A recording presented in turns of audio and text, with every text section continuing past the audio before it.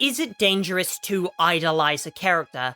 Liking them is one thing, but turning a blind eye to their faults, as many fans of The Witcher 3 do, can be troublesome.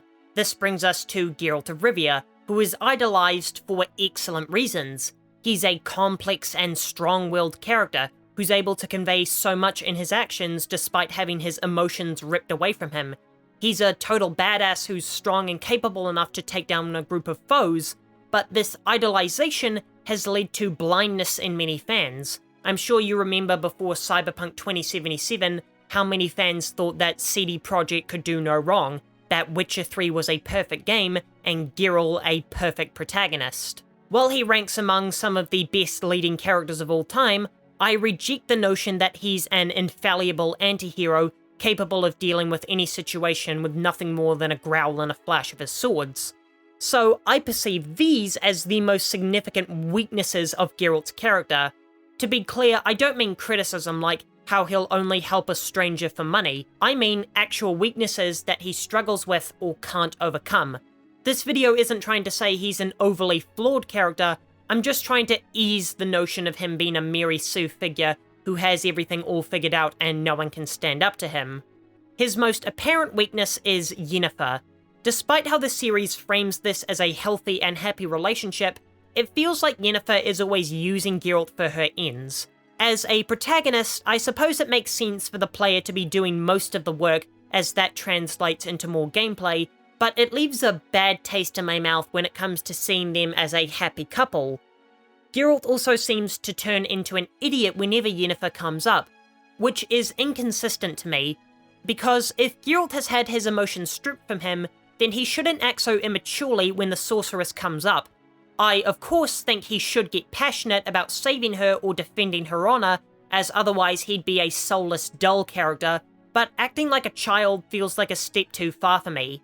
The moment that makes me feel like he's acting immaturely is in the books, when he duels a rival for Yennefer's love, like he's some jealous meathead duking it out with another meathead for a girl who couldn't care less about either of them. In the games, the best example of this unwavering loyalty is when he joins the Wild Hunt to save Yennefer, knowing damn well that Illidan is going to use him as bait to lure out Ciri, which almost feels like he's choosing Yennefer over Ciri, which is a terrifying thought to consider, as that would seriously damage the character in my eyes. But maybe he was just so impatient to save Yennefer that he didn't think of his role as bait in Illidan's scheme. His second weakness isn't present in Witcher 3, but to the surprise of many players I'm sure, there are more games in this franchise than just the third installment. Said weakness would have to be his amnesia, which almost makes him look like a bumbling fool in Witcher 1. To me, the idea behind the amnesia was that CD Projekt could introduce players who hadn't read the books to the mechanics and characters of this world more naturally so as to not overwhelm the player. Or maybe there was more of a design philosophy of making Geralt as blank a slate as possible, so players could project themselves onto him, as was so common with RPG protagonists.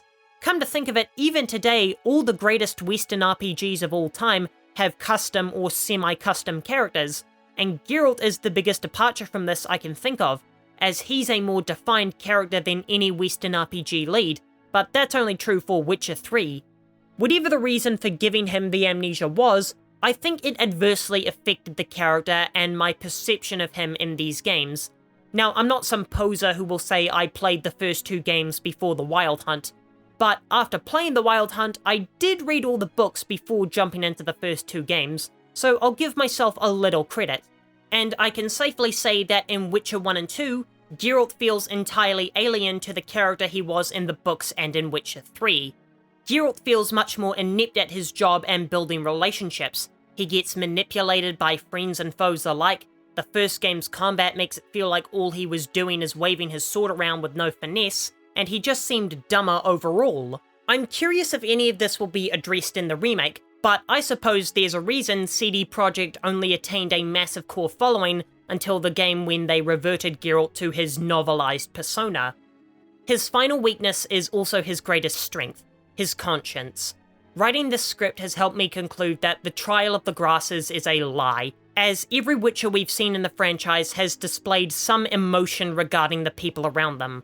Geralt is far from some badass who cuts everything that crosses him, and he'll always look for a way to avoid killing if he can help it. Though he's not above slicing up some genuinely despicable people at a moment's notice.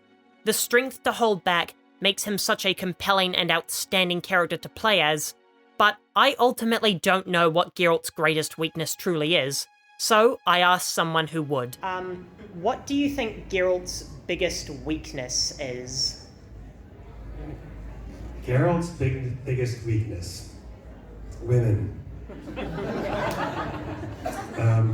No, truthfully, I think Geralt's biggest weakness is actually his humanity. Because, depending on how you look at this, of course, Geralt, some people say that he's not human, he's a mutant, but mutants were once human, and they've been transformed. And I think that what Witchers really need to be is cold, calculating, just do the job. And Geralt does, but he has so much humanity still left in him. I think he finds that conflict challenging. So I think that's his biggest weakness, actually, is his own humanity. Thank you. I'll be back in 2 days with another video on Geralt for my Week of the Witcher celebration. If you enjoyed this video, then here's one about whether Geralt's story is finished or not, also featuring our surprise guest at the end.